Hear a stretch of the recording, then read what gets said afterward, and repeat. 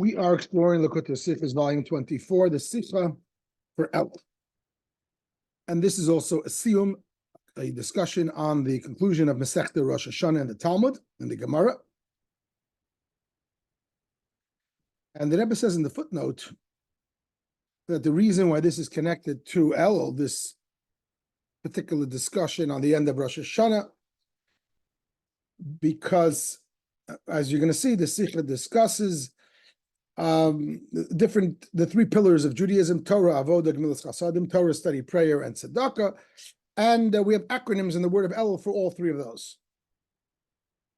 Ina liyadi v'samti lach, Ishmar eyu matanos lav yonim is an acronym of Elul, which represents tzedakah.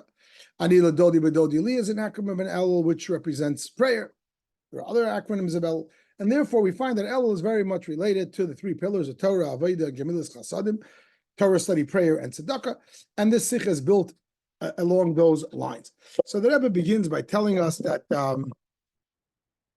regarding prayer, there is a debate between the sages. What's the main part of the prayer? Assuming you're praying with a minyan, there's a lot of people, there's at least 10 people and more. And the custom is that when you do the prayer, which nominally means the Amidah, first, the congregation says the silent prayer, and then the Chazan repeats the Amidah, and everyone responds Amen. And the debate is, which one of these two is the primary part of prayer? Is it the silent prayer of the 10 people or the quorum of the group? Or is it the loud prayer, the repetition of the Chazan that is more powerful and more special? And this debate is between Rabbi Gamliel and the sages. Rabbi Gamliel says it's about the leader. The sages say it's about the group. And the Sicha quotes, they had a discussion. The sages said to Rabbi Gamliel, if it's about the leader, so why does the group even do it silently? And he says it's only in order for the leader to be able to warm up and get ready. Because it's all about the leader. I guess the logic is for the private people to pray, they can pray without a minyan, they can pray at home. The fact that you come in a shul and the power of the group is in the fact that there's one person who does it as a group. Conversely, Rabbi Gamliel said to the sages, if it's all about the quorum, the people, why do we have to have a repetition? To which the sages said, that's there in order to exempt those who don't know how to do it on their own. Back in the day, there weren't really prayer books, and only those who were really scholarly knew how to pray, and therefore the Chazan would do it loudly in order to be motzi, to exempt those who don't know how to do it. So Rabbi Gamliel responded, if that's the case, while he's exempting those who don't know, let him also exempt those who do know. So they're both very firm in their positions. The Rebbe is going to come along in a beautiful way and explain the meaning of this debate and line it up with three other debates between Rabbi Gamliel and the sages in various areas of Torah study, of Torah, of Judaism. 4 different places in the Talmud where they debate. And we're going to see one is in the situation of Torah, one is prayer, one is charity, and one is in worldly matters. And in all 4, it's different debates. But we're going to see how they line up thematically, says the Rabbi, which is a brilliant way of Torah study. This is based somewhat on the teachings of the Rogatchover and the teaching of Rabbi Yosef Engel, great minds that the Rebbe quotes much in the Likutei Sichos, who think along these lines, where you take discussions in various areas of Torah and you line them up. Predominantly, they're unconnected, unrelated. This is reminiscent. You might remember we learned a Sicha a year or 2 ago, where the Rebbe did this with Hillel and Shammai, which are very, very common place for Hillel and Shammai to argue. There are many, many arguments in Torah between the two of them. And the Rebbe lined up 6 or 7 or 8 different arguments between them on different subjects. Totally, it could be monetary laws, it could be marriage laws, it could be Shabbos, Yantif, sacrifice, you name it. And how they all line up. And really, it's one theme between all the arguments, which makes it much more meaningful and more interesting. The Rebbe is going to do the same thing here with Rabbi Gamliel versus the sages. So here goes.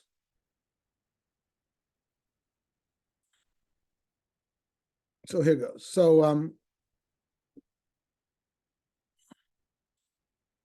we're at the top. We're dealing with prayer. What's the primary part of prayer? When you're in a shul and you're davening, there's the people and there's the Chazan. Rabbi Gamliel said it's more about what the Chazan does when he prays loudly, and the sages said it's about the congregation. So the Rebbe says that the theme behind this is going to be related to quality versus quantity. What's more important than Judaism? What carries the day? What are we looking for in Yiddishkeit, in life, in mitzvahs? Is it about quantity, the more the merrier, or about quality, the better the merrier? Rabbi Gamliel will say quality, as you can see on the bottom of the screen, and the sages will say quantity. And therefore, Rabbi Gamliel says it's about the chazan, whereas the sages say it's about the congregation. You see, when there's a minyan praying, there's two things happening. There's a quantitative value that many more people are praying than just one. There's a value to the collective, to the quantity. There's also a qualitative value that once you have the 10 people there, suddenly there's a new entity called a kahal, a community, a kohal, a tzibur. The Shekhinah is present. So that suddenly it's not just a larger quantity. There's a lot of people. There's a whole different quality. There's a minyan. And that qualitative edge is expressed more in the chazan. He's one person who's doing one prayer, which represents everybody. So you see quality there. Whereas individuals, they can pray at home too, says Rabbi Gamliel. The sages say no.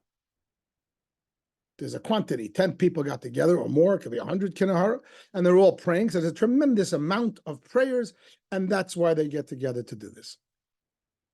The Rebbe says in a footnote that we find this in the Alter Rebbe's code, in the Shulchan Aruch, and the various other areas of Jewish law where there is the kumsi kumsa, which one should you do? And the example that he gives, like for example, if many people are together in one space and they're doing a mitzvah together, let's say we're listening to the shofar or the Megillah or Kiddush and Shul or at home. Should one person make the blessing on that mitzvah? One person should make a blessing on the shofar or the Megillah or the Kiddush, and everybody else says Amen? Or should each person make their own bracha before the mitzvah is done for the group? And the Alter Rebbe says both sides. On the one hand, if one person does it, it's called B'roivam Hadras Melech. The principle is that when there's a larger group, so to speak, uniting, it's a greater glory for the king. So one person makes a bracha for 100 people. Aha! That's a mitzvah. One person makes kiddush, it's a giant kiddush, qualitatively. Conversely, says the Alter Rebbe, there's an argument to go the other way and so let every person make their own kiddush, their own bracha, their own hamoitzi on the mitzvah. And the reason is because now you have more brachas.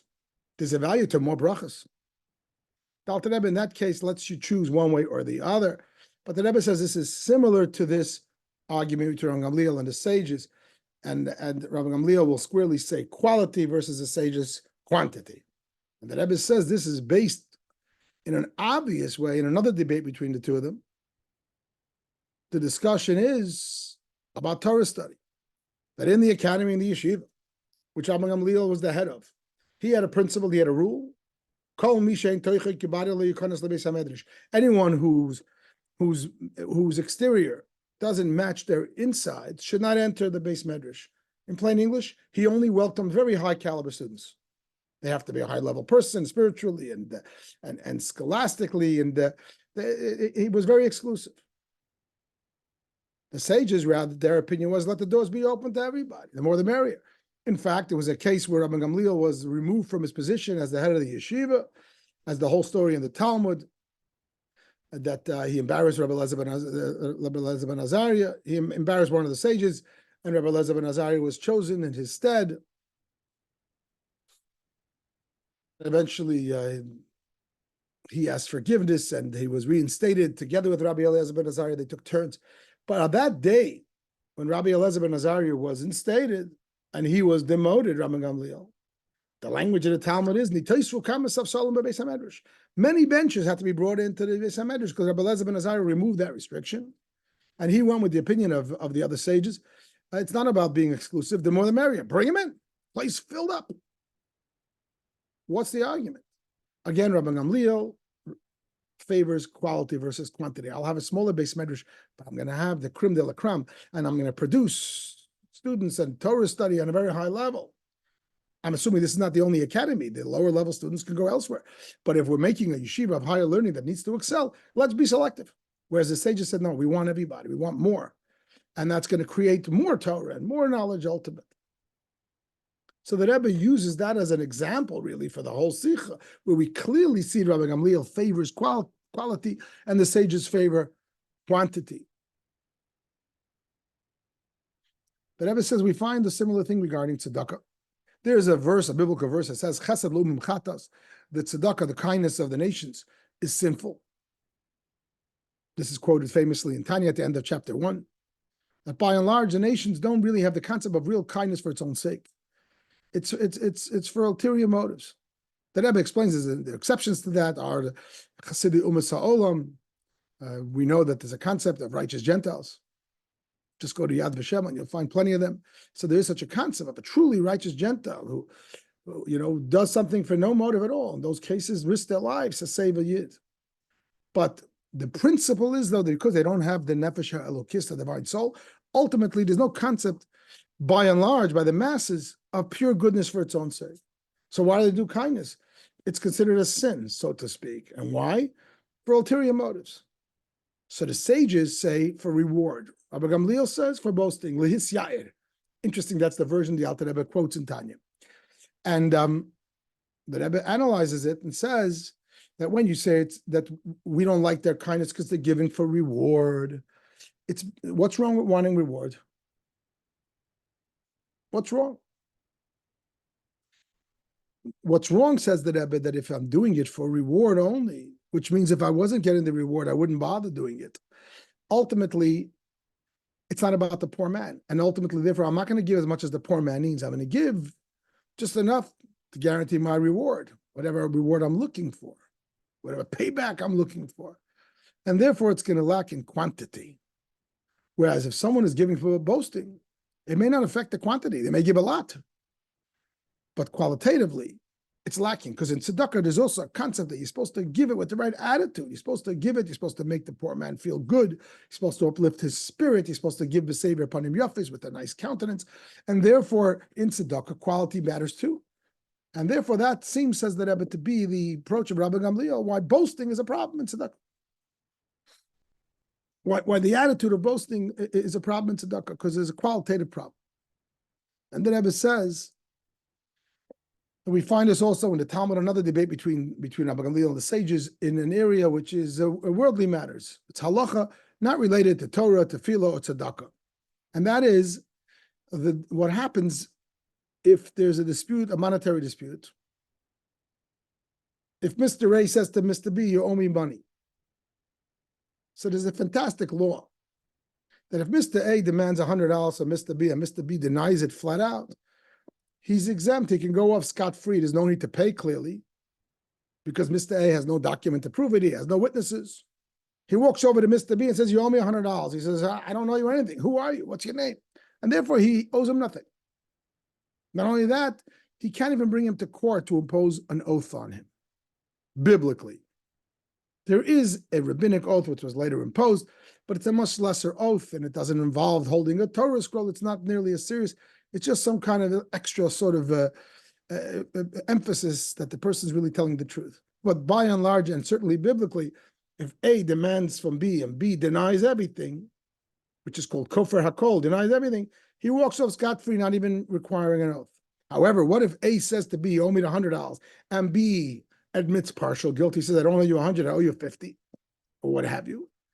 Now A can impose an oath on B. He could schlep him to the court, and he takes a biblical oath. And this is explicit in the portion of Mishpatim in the book of Shemos, that this is one of the biblical oaths. There are very few biblical oaths, only 3 cases of biblical oaths. And one of them is Modeh b'mixas, where a person admits partial guilt. And the Talmud has a whole discussion why Torah is reading the psychology of the person, that when I owe somebody money, I don't have the chutzpah to look him in the eye and deny it, because he lent me money. He was there for me. Conversely, maybe I don't have the money, so I'm trying to buy some time. And therefore, I'm going to make up a bubba myself. I'll meet you halfway. Are you half? Are you 50? Are you 20? And meanwhile, you're Hakan Chinik. You figure in the meantime, you'll buy some time, and eventually maybe you'll get the money together. And the sages don't like this, and therefore, not the sages, the Torah doesn't like it. And therefore, the Torah says, take him to court and let him take an oath right now. But bottom line, that's the law. This is a very powerful law, and every yeshiva student learns it. It's one of the big subjects that we study in the Talmud, in the yeshiva. Modeh b'mixas chayiv shvur. One who admits partial guilt is obligated to a biblical oath. Aha! What happens in the case where he demands wheat and he admits barley? One guy says, you owe me, a barrel of wheat. I don't know how they sell wheat, a truckload of wheat, $100 worth of wheat. And the other guy says, I don't owe you, let's call it, I don't owe you 10 pounds of wheat. I owe you 10 pounds of barley. Rather, he admits partial. This guy says, you owe me 100 pounds of wheat. And he says, I owe you 50 pounds of barley. So it's a made of a mixus. He admitted partial. This guy said 100. This guy admitted 50. The only problem is that in this case, he didn't admit the same material. This guy demanded wheat and he admitted barley. What's the psychology? Do we say that he's admitting partial guilt or not? And you could see both sides of the argument. On the one hand, he demanded 100 and he admitted 50. In terms of value, he admitted partial guilt. On the other hand, he demanded wheat. He did not admit wheat at all. In terms of the wheat conversation, he's in complete denial. And he should be able to walk scot-free. The fact that he volunteered that he owes 50 of barley, it's a separate conversation. So this becomes a debate between Rabbi Gamliel and the sages. The sages say there's no oath because he demanded wheat and he denied wheat. Not partially, completely. The barley admission doesn't play any role here. Whereas Rabbi Gamliel says, no, you're obligated to take an oath. So the Rebbe says that this is in line with the whole thread of quality versus quantity, because quality and quantity also can be looked at as form versus matter. Right? The quality is the form, is the spirit of the conversation, the concept, whereas the quantity is you're counting the stuff, the physical stuff. So the sages look at it in terms of quantity. Their approach is that you look at the matter, at the choimer, at the physical stuff. If you're looking at the physical stuff, then you don't have a case of admission of moedim mixes. You don't have a case of admitting partial guilt.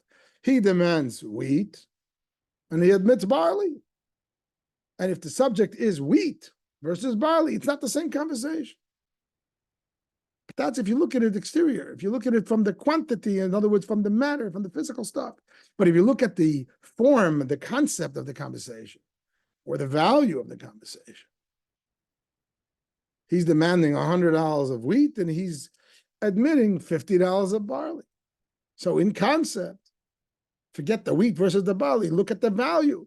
And it's a perfect case of a mix of admitting partial guilt, and that will be Rabbi Gamliel's position. So the Rebbe lined up all of these cases beautifully. But in each case, Rabbi Gamliel looks at quality, rather sages look at quantity. Then the Rebbe goes further, and the Rebbe says there's a principle that when you have a series of arguments in the Torah by the same sages, and we said it's all one theme. So why do we have to have all the 4 arguments in the Talmud? If they're all the same theme, there's a word in the Talmud called utsiricha. And we need to teach us all 4 cases. It's clear the Talmud did not tell us all the cases that ever existed. Clearly, the Talmud did not tell us all cases that will ever exist. The Talmud is a principled work of Torah. And you learn one case, and from there you derive all the other cases. Once we have innovated this concept, so the Rebbe has innovated, that all 4 arguments are really the same argument, quality versus quantity. So what do you need all 4 cases? Pick one. And let it be then a teaching for all other areas of Torah. Rabbi Gamliel always says quality. The Rebbe approaches it from the angle of Rabbi Gamliel. You could probably do the same conversation from the angle of the sages. Rabbi Gamliel says we prefer quality. Pick one example. Let's say use the example of prayer, and then we'll know the same is true with Torah, the same is true with tzedakah, the same is true with worldly matters. So the Rebbe goes and shows how each one is needed. Each one needs to be spelled out individually, and why. So in the left column, I'm going to explain why you need that example, which means why that example. One might think that here Rabbi Gamliel does not prefer quality. And then in the right column, we're going to talk about why once we have this case, we still need the others. So the left column is going to explain why we need this case, because it's the most innovative in a sense that I would think Rabbi Gamliel would cave in that particular case. But once I said that, theoretically, I have said the most innovative thing. I've said something that you would think he doesn't maintain his position, that quality is important. So once I said that, what do I have to say to the others? That's the most innovative. Now I'm going to show a flip side, that if I don't say the other cases, I will not be able to derive them from this case. So let's do this together. So let's take the case of prayer. Rabbi Gamliel is of the position that the main part of prayer, the main is the quality of prayer, the chazan, davens and leads. That's what counts. It's quality. Why do they have to say that case? And also, let's say, for example, Torah. Let's compare these two, as the Rebbe does in the Sicha. Because a person might say that, let's say I might argue that in the case of Torah, Rabbi Gamliel is very selective who can come into the yeshiva, because Torah study is very qualitative. Is he a chochem, is he a talmid chochem, is he a scholar or not? And if you want to maintain quality, you got to be selective. But when it comes to prayer, you see, you can have a coexistence of both values to some degree. You can have not just the chazan praying, you can have the minyan praying, and you have the virtue of the value of quantity. But also clearly, if it's not one person, it's 10 people together, that quantity also created a quality of 10 people. In a sense, it's a greater quality too. So therefore, if we knew, for example, Rabbi Gamliel's position, that quality reigns supreme only in Torah study, in being selective of who comes into study, I may not know that about prayer. Because in prayer, quantity and quality can somewhat coexist. I can align them up together. I can say, clearly I daven with 10 people because there's a greater quantity that itself creates a greater quality of prayer. Separate and apart from the fact that the leader will then repeat it. Forget the leader, if there's no leader. Just the fact that there's a quantity of many people praying together, it elevates the quality. It's self-understood. And therefore, one might say that in this case, Rabbi Gamliel would cave. And he would say, yeah, when it comes to prayer, look for the quantity. And therefore, Talmud has to tell us that Rabbi Gamliel holds this position by prayer. But if this is the case, why does he have to say it by the other cases? Once we know that even by prayer where quantity and quality can coexist, still in all, Rabbi Gamliel maintains quality is paramount. So why do I have to tell me the other cases of Torah, tzedakah, and worldly matters? So the Rebbe will say, but if we would only have the case of prayer, that only in that case, Rabbi Gamliel says quality, and the sages say quantity. The flip side would be, I wouldn't know what the sage's position is in the other cases. And I might say that since prayer lends itself for quality, even when I focus on quantity, that's why the sages say it's about the quantity, it's about the congregation. But when it comes to other areas of Torah, tzedakah, etc., the sages might think that quality reigns supreme. And therefore, I need the other cases. Next, Torah study. We need to know that Rabbi Gamliel's position that quality reigns supreme is true also in Torah study. Why can't I derive it from prayer? And the answer is because in Torah study, there's an argument to say that quantity should be important. And why? Because we know Torah study, when you have a big group, it lends itself to pilpul, to discussions, dibuk chavedim, pilpul hatamidim. The Talmud says these are different ways, methods for which Torah study is accomplished. And therefore, one might say that in this case, Rabbi Gamliel would agree with the sages. He would forget about quality because we're talking about pilpul. Torah study requires a larger yeshiva. There's more opinions that are shared. And therefore, maybe here he would not say it. So we need to have this case spelled out, that even in this case, Rabbi Gamliel holds his position, that quality reigns supreme. If you're not on that level of purity, don't come into the Beis Medrash. What about the flip side? Once I know already Torah study, that even in Torah study where there's a concept of pilpul, still in all, Rabbi Gamliel maintains that quality is paramount. Only look for the top students. So how come I need the other cases? Just say this case. What's the insufficiency of this case of Torah? And the answer is, at the end of the day, in Torah study, there's another side. It's true that Torah study, we see there's a value to quantity because of pilpul. Conversely, in Torah study, quality is very pronounced, perhaps more so than anything else. Torah study is all about the quality of the knowledge. And therefore, if Rabbi Gamliel taught us his position, that quality reigns supreme in Torah study, I would not be able to apply it to any of the other cases. Then we have the case of tzedakah. Why does Rabbi Gamliel have to tell us his position that quality reigns supreme when it comes to tzedakah? Why can't you learn it from some of the other cases? So the Rebbe says that in tzedakah,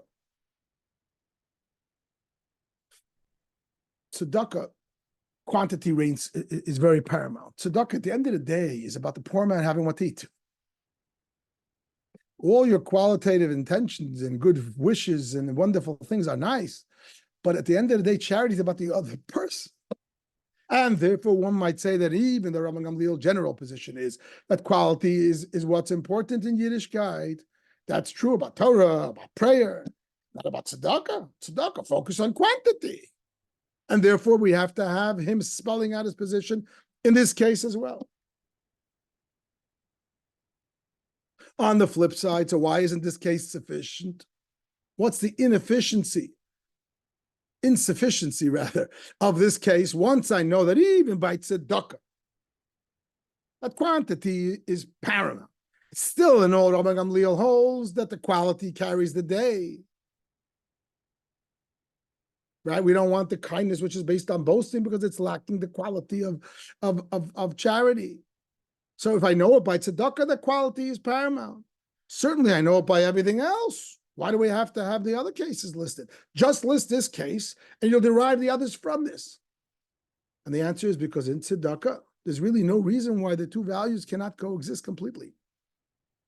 I can give a lot of money with the right intentions. There's no reason why it should be exclusive. Whereas in prayer and in Torah study, there is a mutual exclusivity between them. If I'm going to open the doors to everybody, I'll probably compromise on the quality of the students. Even if I'm praying with a minyan and there's a quantity which is conducive to a better quality, but it's not the same quality as the chazan, which is one soul, one person that embodies the kehillah. That's a quality that you cannot achieve through the quantitative group. And therefore, whereas in tzedakah, there's no reason in the world why you can't give a lot of money with the best intentions and with all the love in the world. And therefore, I might say that, yes, here Rabbi Gamliel is insisting on quality because it's not going to sacrifice quantity. He's going to demand both, so to speak. He's just saying the quality is paramount, is the edge, but he's going to want both. Whereas in the other cases, where quality is going to be at the expense of quantity, maybe Rabbi Gamliel would not hold his position. And therefore, we have to have all the cases. I'm doing this relatively quickly, but the Rebbe does this in the Sicha by each one of these cases. Finally, when it comes to the worldly matters, we had the case that showed that if you admit partial guilt, but you admitted in another substance than what the person demanded, Rabbi Gamliel holds that that you still have to take an oath, because in terms of the quality, in terms of the conceptually, you admitted partial guilt.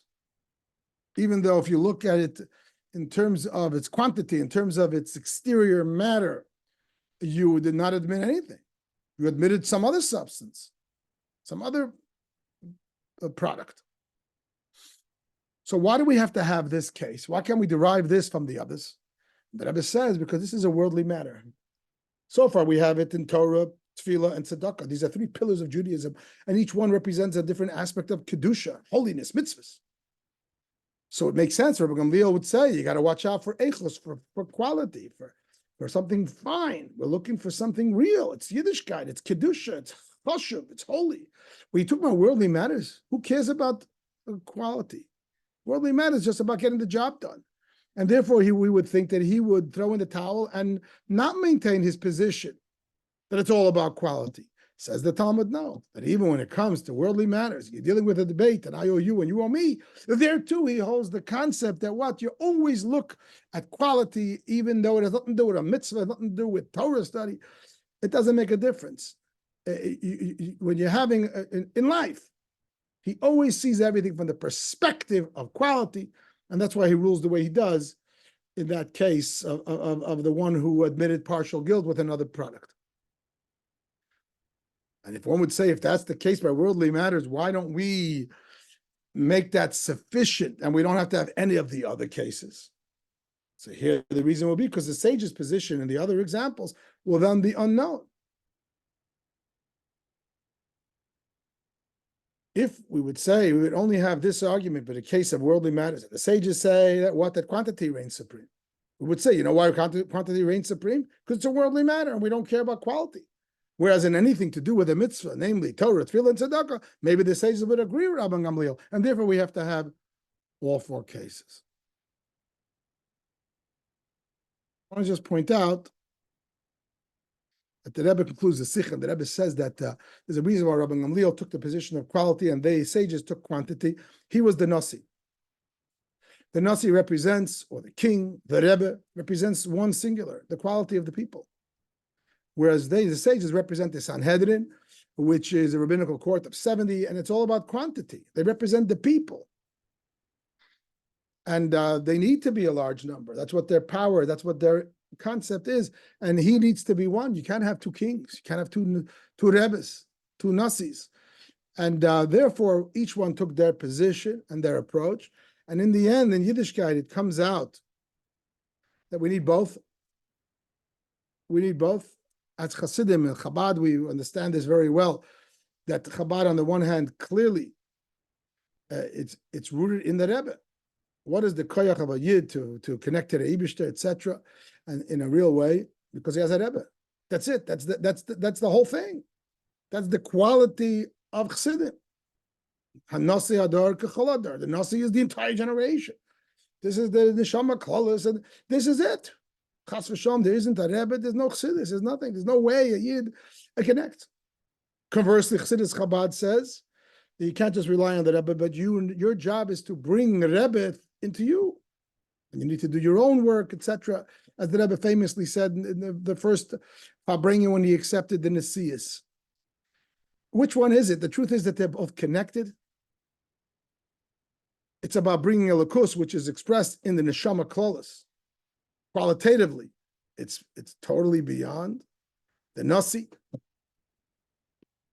This is the Neshama Klolos. This is a lakus. It's embodied in a Neshama.